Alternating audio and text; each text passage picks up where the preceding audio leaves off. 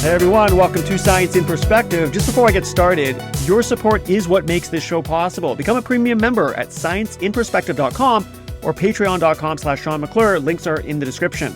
Premium members get the full experience, including bonus videos where I teach techniques and mindsets that reinforce skills related to implementing scientific thinking in your everyday life.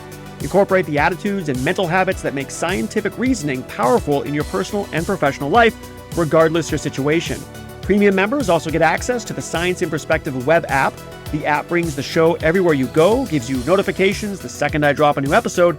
Step away anytime, come back exactly where you left off. Episode summary notes, transcripts, concept visuals for each episode, Q&A sessions, and access to the community forum. The app is where the community lives. All that for $9.99 a month. Okay, so I want to talk about geoengineering in this episode. Geoengineering is this idea that basically humans can come in and intervene on, let's say, the climate, if we're talking about climate specifically, and try to change it because we don't like the way it's going. So this is obviously related to things like climate change, right? If you take a look at the long-term data, of course, this is not something everyone agrees with, and of course, this gets very politicized, but if you take a look at the long-term data that we have, it would appear that the global temperature is increasing. You know, this could be anywhere from maybe 1.2 to closer to 2 degrees on average of increase over the recorded period of time that we have. And maybe that doesn't sound like much, but this could still potentially throw off a lot of the, cycles and things that happen in the climate that we expect it to do, the temperature regulation, the ice caps, the carbon cycle, the water cycle, food production, ecosystems, all this kind of stuff, right? So global temperatures appear to be, according to the data, increasing over the long term, at least for the amount of data that we have. And, we hear about this all the time. And again, this gets politicized. But the people who are trying to come up with solutions to this beyond just saying something like, hey, we should use less, fossil fuels or anything like that, is to actually come up with a technology that might help us mitigate the issues of global warming, maybe to buy us time, so that we could come up with other solutions, or maybe to try to, solve the problem altogether if that were possible. In other words, it would kind of allow us to continue to do what we do, but kind of put a stopgap or a Band-Aid, or maybe even, if you're really kind of thinking a utopian style, solve the actual problem altogether. So, we have this ability as humans to come up with creative solutions. We know that in a lot of ways we're probably damaging the planet with what we do, but maybe our creativity can offer solutions as well.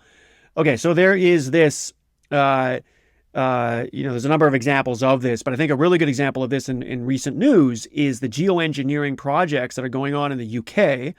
And pretty recently, they've announced, I think it's like a 50 million euro project to start to introduce a type of aerosol into the atmosphere that they would spray or somehow introduce into the upper atmosphere, the stratosphere, which would basically help essentially reflect some of the sunlight back towards space, as opposed to keeping it all, or keeping the amount that's currently there in the atmosphere. So in other words, we have this greenhouse effect that goes on Earth, right? And this is where you get energetic light coming in, right, from the sun, and it hits the cooler surface of the Earth. It gets re-emitted back from the stuff that's on the surface with a lower energy, a longer wavelength, and that ends up getting trapped by molecules like methane and CO2, right? And we'll go into a little bit of that science in a bit, just to kind of give you some background on that. And but anyway, this is the story: is we have this greenhouse effect happening. Things like the things that we release into the atmosphere are trapping a lot of that heat. The global temperatures are rising, and the UK, with this type of experiment that they want to do, is they want to intervene and introduce something into the atmosphere that may help, I guess, reduce the temperature of the globe. And they want to spray something into the atmosphere, this kind of particulate aerosol that's composed of something that will help reflect a lot of that, let's say, sunlight back into space that would have otherwise come through, and therefore help cool the planet. So I'm going to argue in this episode that these types of interventions are not a great idea for a lot of scientific reasons that I'll be discussing in this episode. That's not to say that we shouldn't think of solutions for climate change. And I'm not even really taking a side on climate change in this episode, whether you take more extreme views like the whole thing's a hoax, or you take the other side of that extreme view where it's a complete catastrophe and we have 10 years to act or we're all going to die. It's probably something maybe kind of in between if we're willing to be a little more rational about this, and no one knows exactly how bad it is. There are reasons to consider climate change in ways that don't make you chase a bunch of studies and evidence just to do this from a kind of a complexity standpoint, which I'll talk about in a bit. But I want to argue in this episode, okay, all that political kind of stuff aside and chasing evidence stuff aside, I just want to argue that interventions like this, where you're going to introduce something into an otherwise, always has been natural atmosphere, not that we haven't already done that through pollution, but to intervene like that into the kind of water cycles and carbon cycles and other things that happen to mitigate or prevent something, this one problem, is really not a great idea. Okay, it's what you sometimes call a naive intervention, and it's naive because it really doesn't take into account, quite frankly, how science works, how non-deterministic and non-linear complex systems are, and some of the things I'll talk about in this episode. Okay, that's what I'm going to argue.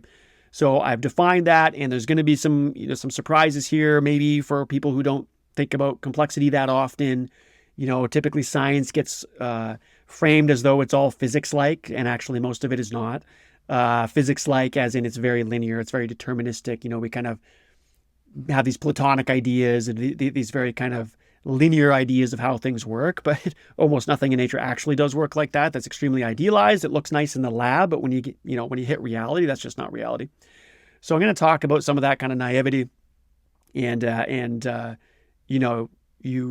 might surprise some of you listeners, but I think it's important that you understand science correctly. And I've already given you some examples, and I kind of alluded to that. So let's jump into the first point I want to make, which is really just getting into the definitions of, let's do the greenhouse effect. Let's talk about how kind of re-emission and absorption and reflection kind of work within that context, what these particles that they're going to spray via aerosols are supposed to do. And let's just understand some of that kind of basic science. Then I'll move into topics about causal opacity, which is related to complexity, and then naive intervention.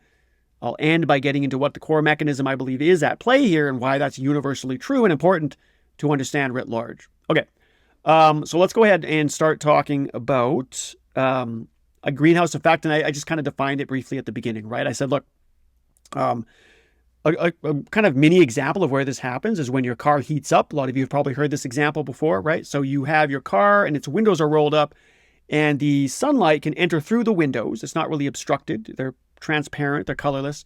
The light gets through, it hits the seats of your car, and then the car re-emits that energy, but it re-emits it at a lower energy and a longer wavelength. And because it's a lower energy, longer wavelength, now your windows can actually absorb some of that and even kind of reflect it back into the car.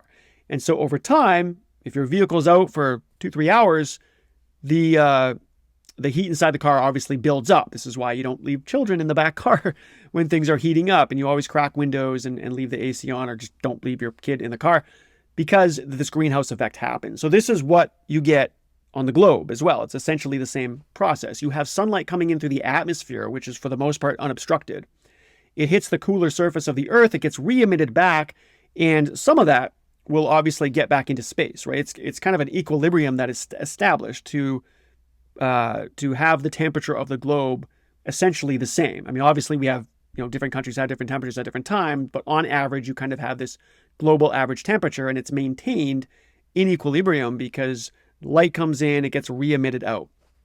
But it doesn't all get re-emitted out because, again, just like with the car, you hit the surface of the Earth, it comes back at a longer wavelength, lower energy, and if you have things that can absorb that lower energy radiation, it can kind of trap it in there, just like you're trapping the heat in a car. That's what global warming is. And some of that global warming, again, is just part of establishing the equilibrium temperature on Earth as it always has been, or at least since we had an atmosphere on this planet. So that's needed. That's normal. Now, the idea behind global warming, as we use that term as though it's an issue and a problem, is, let's say you're doing fossil fuels and you put things into the air like carbon dioxide and methane beyond that which you would normally have in the absence of, if you didn't have humans doing what we do with pollution, right? So you get CO2 and you get methane. Now, these molecules have specific rotational and vibrational modes to them. So just think of these molecules as they kind of vibrate at a specific kind of fundamental frequency. And if energy comes in, let's say light, and hits at that same frequency, it tends to kind of hold on to it and then re-emit it back, okay? And so that's why things like methane and CO2 and some other gases that have these fundamental modes of frequency to them that happen to be on par with the frequency of light that gets re-emitted from the surface of the Earth, right? It ends up trapping it, okay? Think of it like a wine glass and an opera singer, right? All materials have a fundamental frequency to them, a resonance frequency. And if you hit that resonance frequency, you can cause it to vibrate and kind of amplify almost the signal, if you will. So imagine you had a crystal wine glass and it has some frequency to it, and an opera singer starts singing very loudly, and they hit that note or that pitch that resonates with the wine glass. That wine glass will start shaking and then explode, right? Presumably. It is possible. So it's the same kind of thing. These molecules in the air that we're releasing into the atmosphere, they shake with a certain frequency, and it happens to be the same frequency where light gets re-emitted that would normally get out into space. It doesn't get out into space. It gets trapped now like a bunch of wine glasses that are vibrating at the same frequency, traps more heat. The average global temperature goes up, just like the car example. Okay, hope that makes sense. So that's the idea behind global warming. That's why when we introduce gases into the atmosphere, that it can increase the global temperature. And again, if you track, like I said at the beginning, if you track this data over time, it looks like that is causing a problem because 1 to 2 degrees over time is increasing. And, again, presumably this is enough to melt ice caps. This is enough to start messing up some of the more natural, let's say, water and carbon cycles and stuff that's supposed to happen on Earth, ecosystems, species that depend on certain temperature equilibria, all this kind of stuff. Well, they all depend on it to some extent, including humans, right? Okay, so that's the first point. That's the kind of the high level science behind the greenhouse effect. And this stuff can presumably have runaway effects too, right? So it's not like, well, it's only 1 to 2 degree now. Well, maybe in 5 to 10 years, it goes up by another 3 degrees and then maybe another 10 degrees. I mean, I'm just making up numbers, but it's not a linear thing, which gets us eventually to the problem with the naive intervention, actually, with the aerosols. So anyway, the reason why they want to do something like spray aerosols into the atmosphere is because they're saying, well, let's, like I said at the beginning, let's just try to reflect some of that incoming radiation back into the space, or at least kind of in a dissipative, not necessarily going down into the surface of the Earth way, so that there's just not as much radiation and you're not increasing the temperature. So it's not taking away the gases in the molecule. It's not reducing the CO2. It's not reducing the methane. It's not really going after what they believe is the cause of the issue. It's just kind of the stopgap measure. It's trying to buy us time, or maybe we can get more companies to stop releasing stuff into the atmosphere or come up with another innovation. That's all it is. Okay. So on its face, you might say, again, what's the problem, right? What's the big deal? It's a good rebuttal to that. You could say on its face, I mean, this is a problem. I mean, medicine does this all the time, right? We do things to the body that in a way aren't really natural. Like if I have a headache and I take an Advil, there's nothing particularly natural about that, but it does take my headache away. If I want to go outside and not have a bunch of UV damage to my skin, I can put sunscreen on. There's nothing particularly natural about it. We kind of do this type of intervention all the time. It's very much part of applied science and engineering, right? So what's the problem? Well, the second point I want to touch on from a scientific standpoint before we get into what the issue is this notion of causal opacity. And this has to do with whenever you're looking at complexity, which really is pretty much all of nature, right? Meaning that when you take a look at nature from a scientific lens, often we do that in a very reductionist way. You're thinking of it as cogs and pistons. We like to think of things as systems, just like the human body, right? We think of it as though it was a machine, and we have all these different organs that play a very specific role. But it's not really like that, okay? That's just a very Platonic reductionist way of looking at it. Now, sometimes that can be useful, but can also be very dangerous because things in reality operate on a much more holistic level. Things don't really have individual roles in nature. They don't have this nice deterministic connection between input and output like that. Even though in the lab we like to isolate things and define things very specifically, that's just not really how nature functions. Nature doesn't have, you think about when they talk about statistics and they'll be like, oh, there's a confounder, like meaning this thing seems to be causally connected, but this other thing might be kind of messing up the causality. Well, in reality, there's a trillion confounders, right?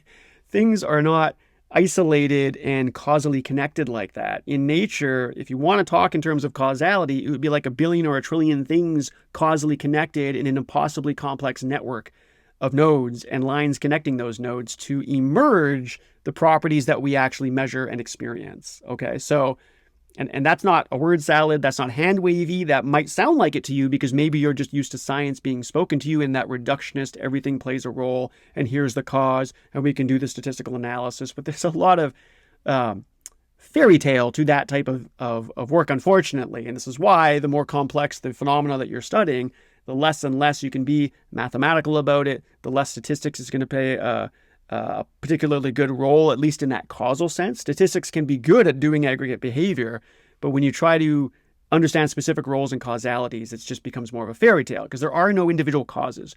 Complex systems, meaning all systems in nature, don't have root causes. Things work together, okay? Think about neuroscience, for example. Neuroscience has some interesting things to say about the brain, but what it really gets wrong is this notion that there are regions in the brain that do specific things. It has to be wrong. That has to be nonsense because that's just not how nature functions. And now over time, surprise, surprise, they're finding this is not really the case, right? It's not like the hippocampus. It might still predominantly kind of do this, but if you were to remove it, it's not like everything works normally now or only that thing in the brain goes away. Things are very holistic. They're very interconnected. They have infinitely deep interconnections within these systems. So you can't just isolate stuff like that, okay? The whole brain is being used. The whole body is being used. The whole atmosphere is being used. Water cycle, carbon cycle, wind, energy, temperatures, dissipation, reflection, on and on and on. All of it is intermingled into kind of a large, holistic, no such thing as causality system, okay? When I say no such thing as causality, again, it's like you can't pick apart and say, here's the cause of that. So it's deeply, deeply embedded, okay? Things don't have meaning when you take it out. If you take a cell and I take a mitochondria out of the cell and I say, well, this is responsible for energy production. I mean, yeah, kind of. But if I take it out of the cell doesn't do anything anymore. And if it's out of the cell, that thing doesn't have any meaning anymore. Like the only reason it has meaning is because it's in a cell. The only reason a cell has meaning is because it's part of a larger structure, like muscle tissue. And the only reason that is because of the organism. The only reason that is because of a society. And so forth. Okay, these isolated definitions in science are make it easy to talk about, but it's just not really how it happens. It's always embedded in a massive amount of interconnected causal chains that are connected to such an extent that causality is just even kind of a stupid word to be using in real world science. And I know that would surprise a lot of people, but it's true. Okay, so causal opacity just means you can't really access the cause in real world complex systems.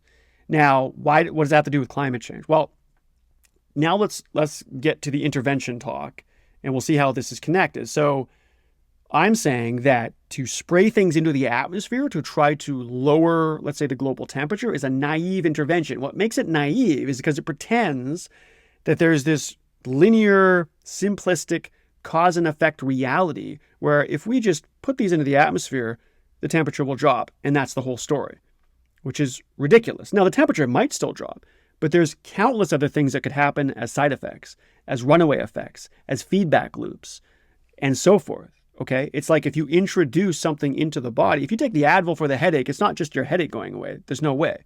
I don't need a degree in medicine to know that. You wouldn't even need to be a scientist, quite frankly, if you just had an appreciation for complexity, right?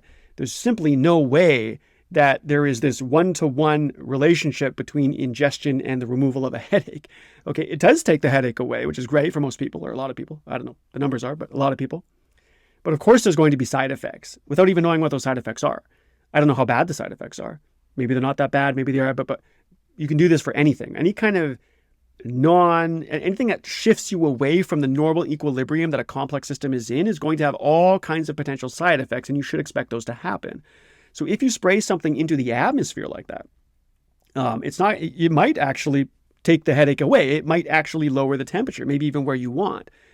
But it could also dramatically interfere with food cycles, food production, carbon cycles, the water life cycle, all those other established over millions of evolutionary whatever years that have become a mainstay on Earth to establish its equilibrium. You should expect there to be all kinds of side effects, and we don't know what those are going to be.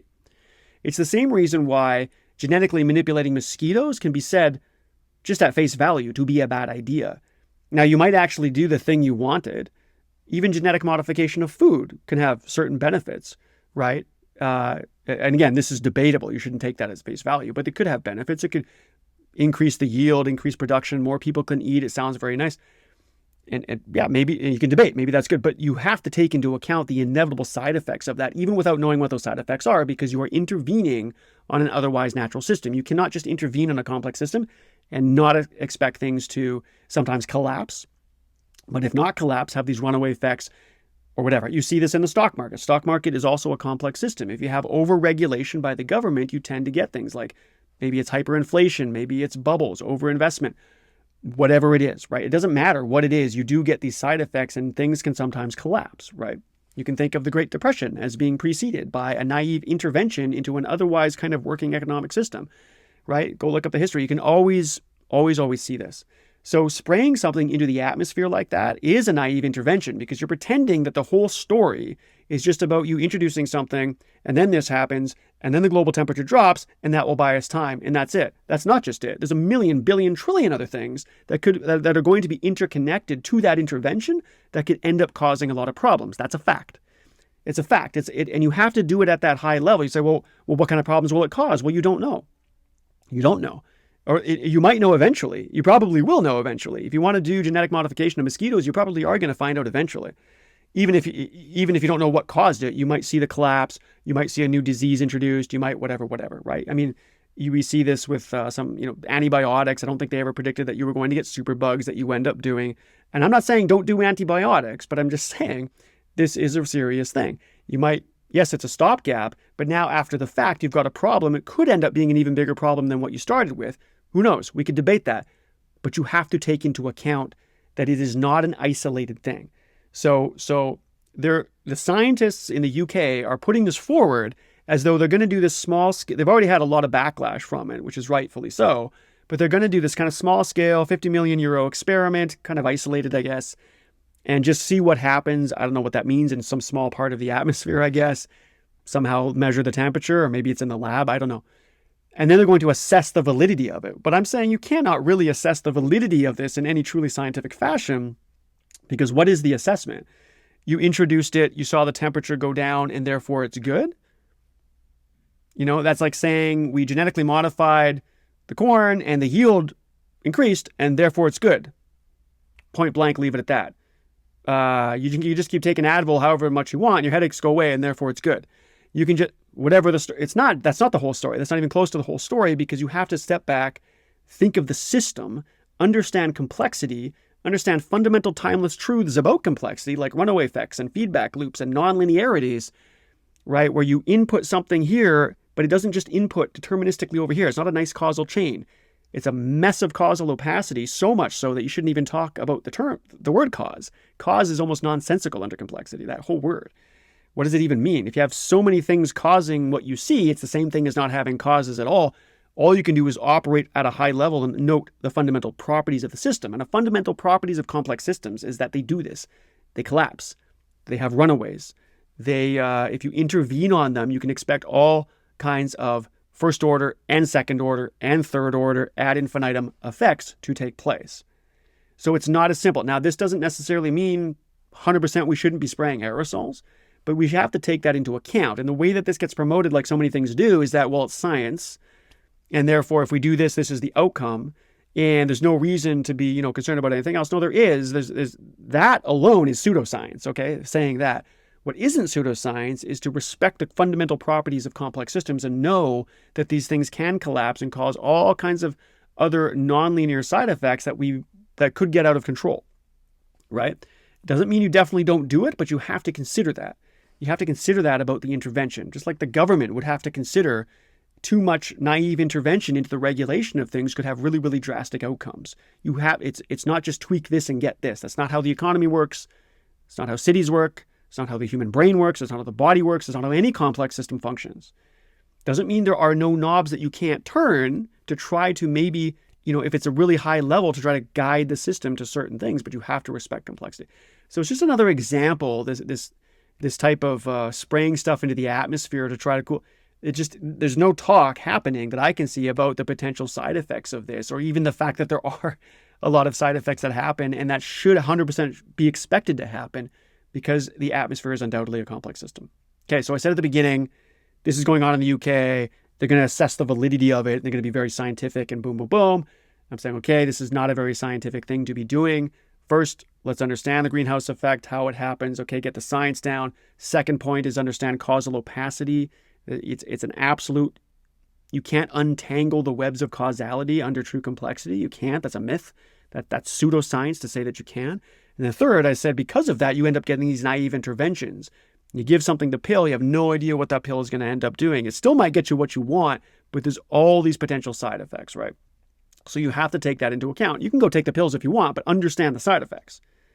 Okay, let's have the conversation about the potential side effects. You might not get the side effects as an individual, but you should still be aware of them, right? Legally, right? If you're talking about medicine, which is very good that pharmaceutical companies love them or hate them, at least they're telling you the side effects. Like, at least have that conversation, right? It'd be awful if they didn't have that conversation. You just didn't know or think there was anything like that. You can't just spray stuff into an atmosphere and not think there's going to be side effects.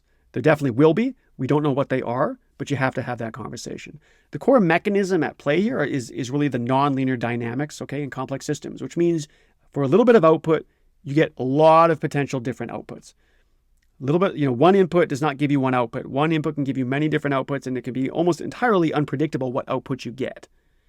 Okay, and that comes from the massive interweb of interconnecting nodes in these complex systems where everything is affecting everything else. And because of that, it's very nonlinear. Okay, nonlinear dynamics. That's absolutely at the mainstay. That's what that means.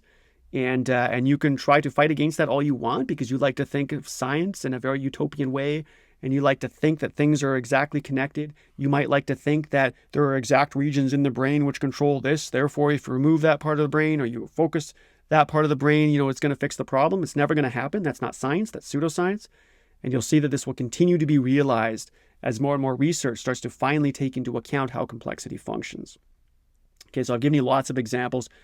This nonlinear dynamics is absolutely universal. This doesn't just belong to the topic of climate science, right? It belongs to all complex systems. The human brain is absolutely like this. The human body is like this. The environment is definitely like this.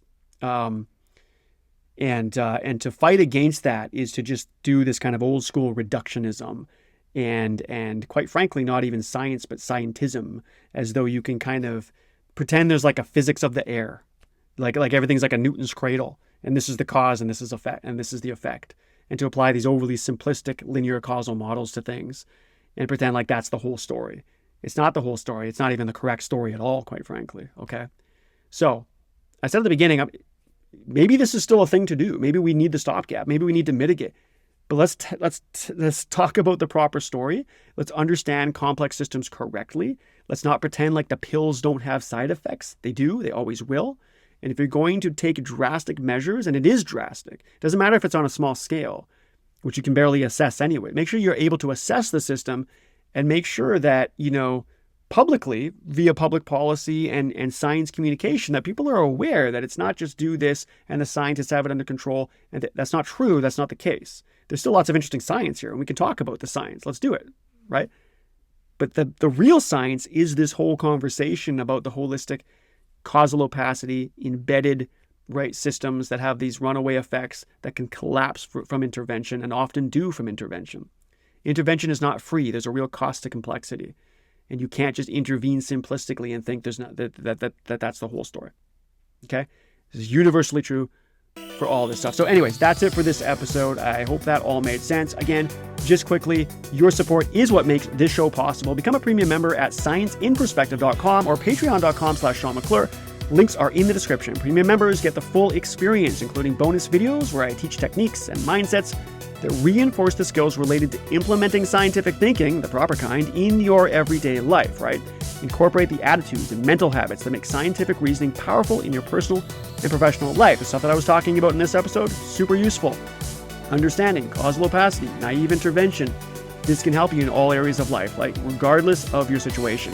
Premium members also get access to the Science in Perspective web app. The app brings the show everywhere you go, gives you notifications the second I drop a new episode. Step away anytime, come back exactly where you left off. That's super convenient.